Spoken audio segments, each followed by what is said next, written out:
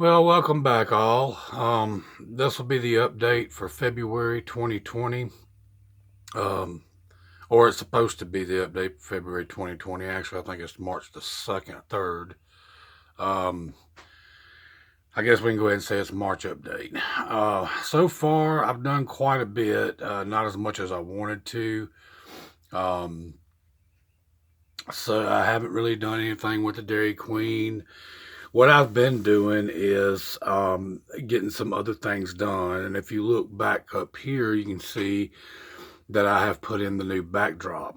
And at this point, yes, it goes all the way back around, and I've got it plastered at the seams, and it runs all the way back over here where it was supposed to connect to begin with. Now, I haven't sanded anything. I still got to put some more plaster in some areas. There's still some uneven areas. But the backdrop is up. It just needs to be painted or whatever I'm going to do.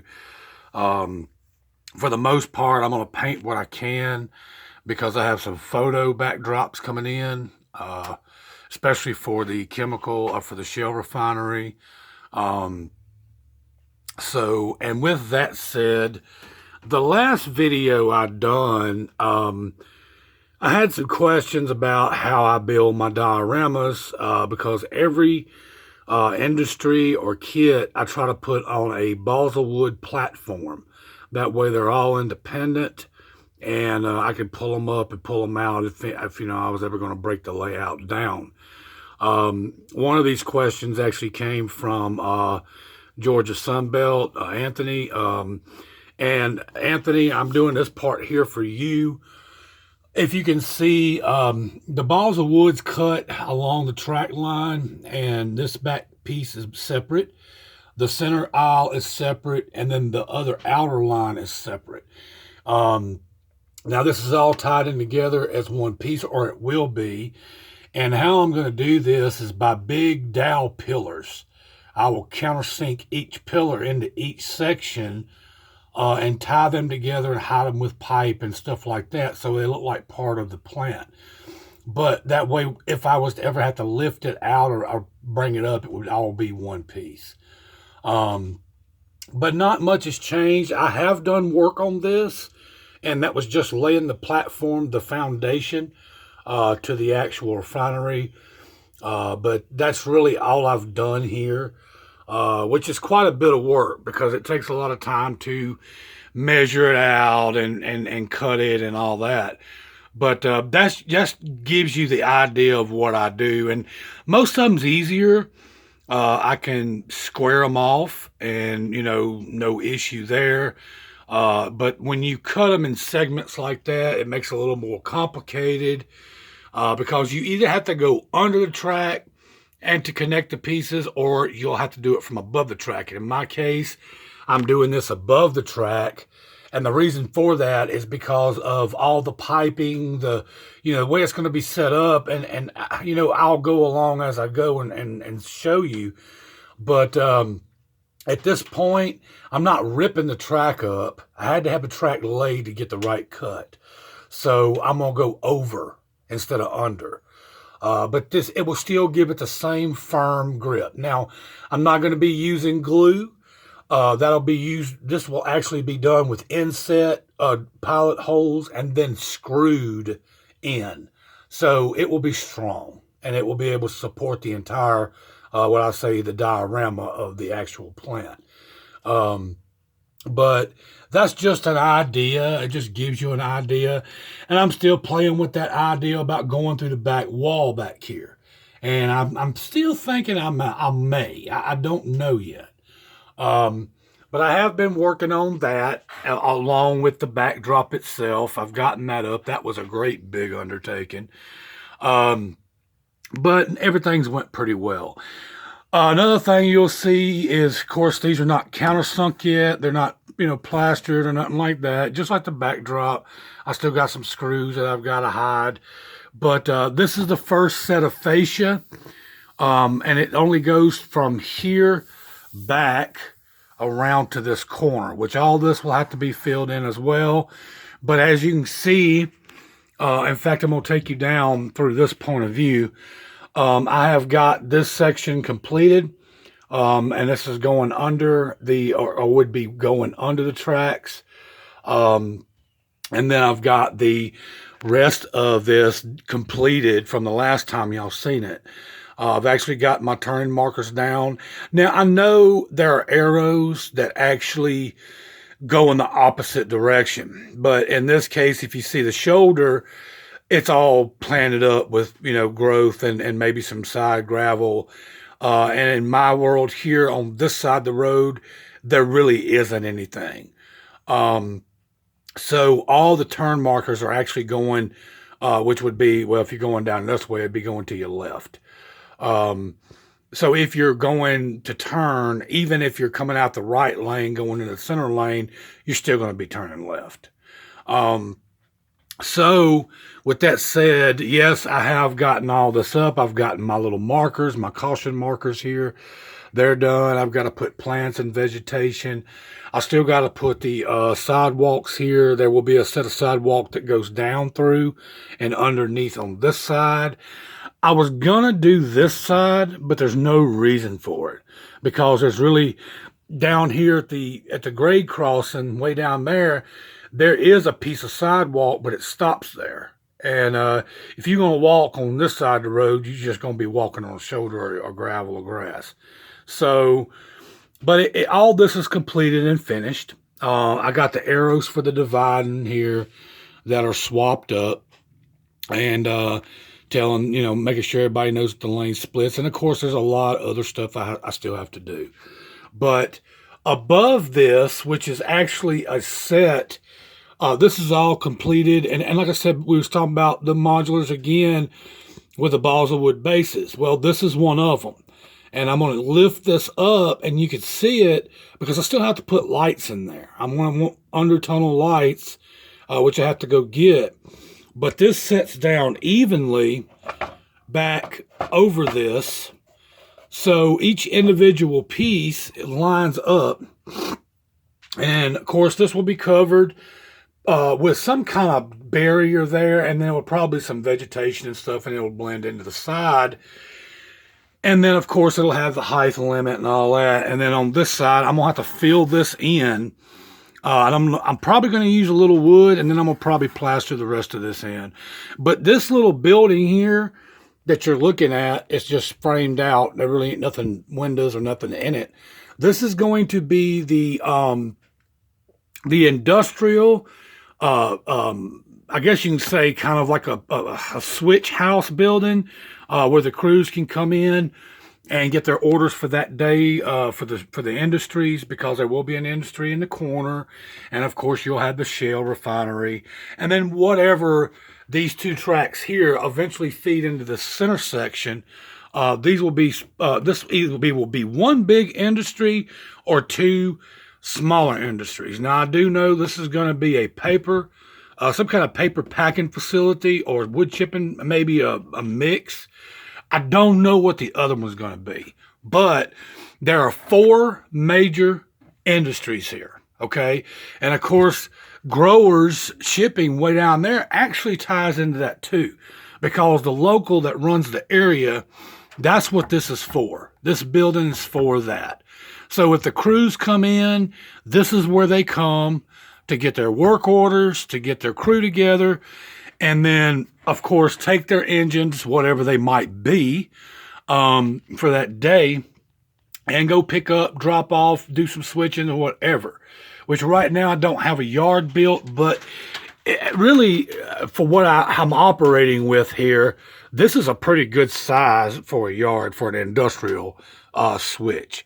Like I said, I've got the industrial lead that goes all the way around. Then I got the secondary industrial lead, which is this track right here, and for the refinery. So everything here is pretty much all I need for now. We talked about adding that other yard in eventually. My dad is okay with it, but I'm right now I'm trying to get the layout itself at least pretty much completed to where I want. But getting back to the main thing, the fascia has been started. No, it has not been painted or sanded or plastered yet, but it will get there. I've also got some holsters that I'm ordered for these cab throttles. Um, with the I don't remember, but with the shell, if you can see it, I don't know if you can see this, but there is interior in there. I don't know if you can see that. I'm gonna get down low and I'm gonna remove the lid, but you see the coolers are in there. Okay, okay, and I've got the floor laid and all that, so I am starting to kind of work with the interior in that. Of course, I still got a lot of out here on the canopy to do and some other stuff, but not too much has changed. I've been focusing on getting the backdrop and the fascia done. Now, I've got a lot of the fascia cut. It is sitting right there. And as I work myself forward, of course, all this will have to be removed.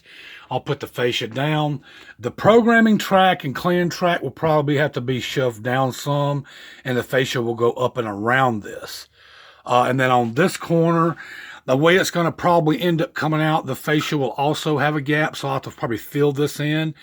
And I'm thinking about maybe a cell tower, putting a cell phone tower here, or you know, something in that area. Of course, the switch will come out. It will actually be on the fascia, just like the switch here. And I've got to get a switch. I do have my grade crossings working, the Cavalier signals, but I need a switch to control them, which is what I'm using is these just plug systems.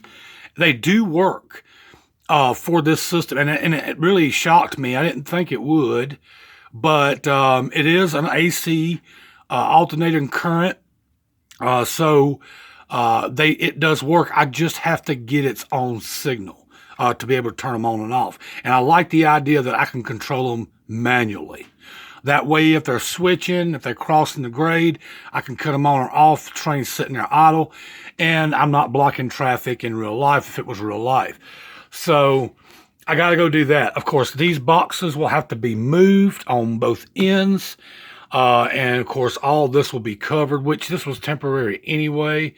But then I've got another one here that will have to be moved. And then I have this will have to be redone. Now, this is a placard, so that can just come right on off. But I'll have to redo the Felix facility here. And then, of course, the fascia will go around a little here. And then we'll follow up through here to hide all of this and just kind of work out with it.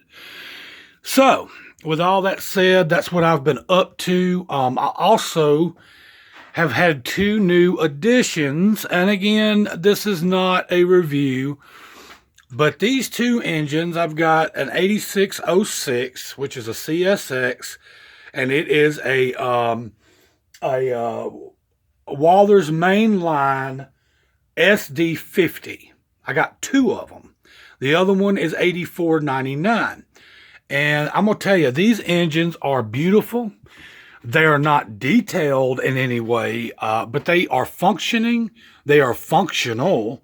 They have gave me no trouble. I've been breaking those in, and I'm going to start one up just in case you haven't heard how they sound. Let's see if I can get this right. And they also got a number 9 is what they call a engine hold or throttle hold or whatever. So I can rev the engine up by pressing F9 and then giving it power. And it'll, I think it's called drive hold. It's drive hold. So right now she's up to 23. You can hear it revving up. You hear that revving up. And I mean, she can get up there full throttle and just sit there. And then I can release F9 and it will slowly start to move. Now at that speed, you can hear the brakes and drive hose released. But I will have to say these are some very nice engines. The lights are great. They are LEDs. I got front and rear lights. And it's got a, I think F6 is for the ditch lights. But it's inactive because I'll have to put ditch lights in them. But I will say, I am very happy with these units, and I'm going to wind up, I think I'm going to get me some more. There's also some Norfolk and Southern. I think I'm going to get 2 of those. But these engines are really great for being a Walters mainline. I'm not too keen on them as far as, you know, I like the higher grade, the higher models. I'm going to shut that down so I ain't got to raise my voice. But the other ones is the exact same way. And I'm going to tell you, their ratio, as far as their speed ratios, they're right what and what. I think they might be 1 mile per hour off.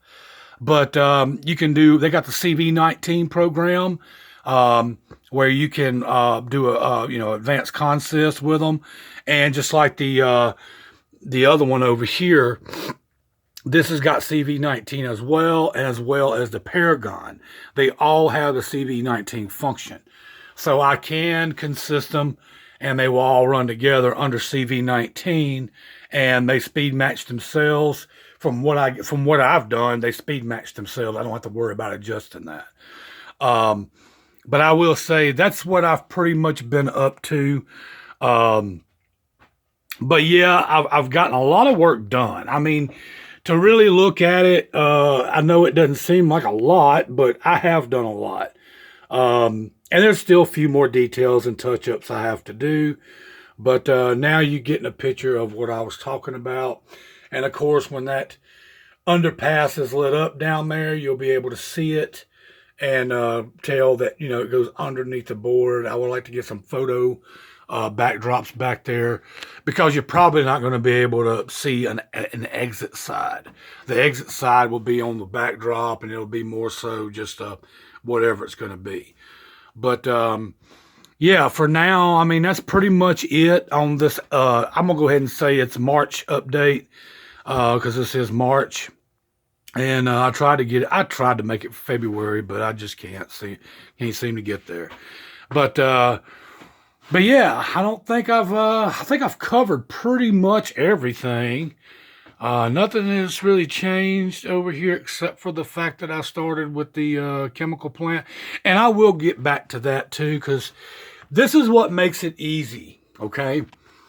And again, Anthony, this is for you. Because this is such a, I'm going to say kind of a pain in the to build, because of the way it's set back here in the corner. Once I get it cut and spliced together, which I have done, but once I get it spliced together with the supports, okay, I will be able to pull this out and work on it at my work table. And once I get all the details in, then I can go ahead and focus, get the backdrop up, which, like I said, is going to be a print. Then, once I get all the lights plugged in, I get everything figured out, I drill my holes, I run my wire, I set the base down, and the actual refinery is completed. All I have to do is fill in the ballast and maybe a little bit of the road there from the road to the top of the wood. Of course, it will also be plastered, but it makes it so much easier. And I could put everything on there that I need to do, and then just run my wires beneath the layout through the holes that I drill, and plug her in. And then as I glue the ballast and put the roads down and all that, it will hold it into place without it being moved or any issue. So that's pretty much what I mean by doing the building them by diorama size. Even though some's closer, like this one here is close. Okay, I can get to this with no issue. All the modulars around here, dioramas, they are easy to get to because they're close to the layout. And for the most part, everything on this layout is accessible. Sorry, I didn't mean to move so fast. Everything on this layout is pretty accessible. So I don't have to worry about stretching. The only part that gives me issues is this chemical plant. And the reason that's for is because the far corner. Now, when I build out here, it will come more out this way. And even though it's going to shoot over about to where this bridge is here out, I still have plenty of walking space between this section and this section. And then right on this side, it's going to come back in. So I'll be able to walk into this without having, too far to reach. But as far as the back part, I have a hard time.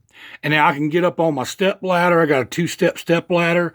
But as far as working tedious stuff, you can't. It's hard to do that. So that's why another reason I build my bases like I do, and when I work on it. So, but yeah, that's going to be it. And this is pretty much the layout update for March. And I know I done said that a couple of times, but yeah, I think that's all. I don't think I need to cover anything else. In fact, I'm on my way. I have to go take up some business today, and I'm gonna try to get them lights down here done, and I got to put another coat of plaster on the backdrop, let that set, and then once I get all that covered up, then I can go ahead and paint it. And because I don't know yet I might use photo backdrop for some of this, and then again, I don't know, I might just paint it. I don't know. Some days I'm pretty good at painting. Of course, all this is hand painting, and I like to stick with the hand painting if I can. But I also want to look realistic. But this over here, I'm not going to be able to hand paint. That's going to have to be done by a real picture. But over here, there's not going to be really the trees. And over here, there might be a few. It depends on the way it's set up. And then, because I'm not sure what I'm going to do in that corner yet. I thought about maybe doing some kind of... grain or sand. I don't know what I'm going to do yet. It's not a lot of room over there, but there is enough room for some kind of industry. And that's really what I'm looking for. And then, of course, along the backdrop, even though this is a town, and a town will go out, like over here, this is going to be an old dead-end crossing. Well, the other side, I want it to pick it up on opposite frame where it looks like it's also barricaded. And there could be some buildings or something back here. But, that might have to be photoed. But then the trees, as I paint them in, and like I said, that's all hand-painted back there. And it doesn't look that bad. So, and the greens blend better to me with the paint than they do with the photos. I've seen a lot of the photo backdrops, and they are really nice looking, okay? But something about the trees in the photo that just, I don't know, it don't blend like it should. Maybe it's the hues, the colors, I don't know.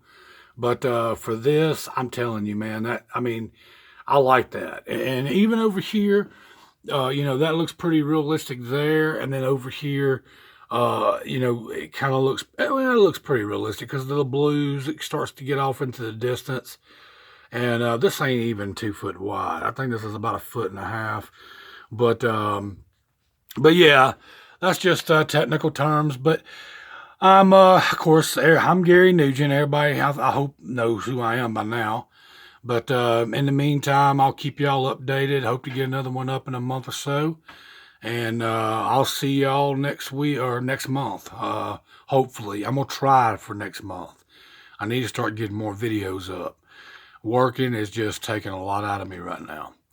So, all right. Well, everybody enjoy, running trains and working on your layout. And we'll see you soon.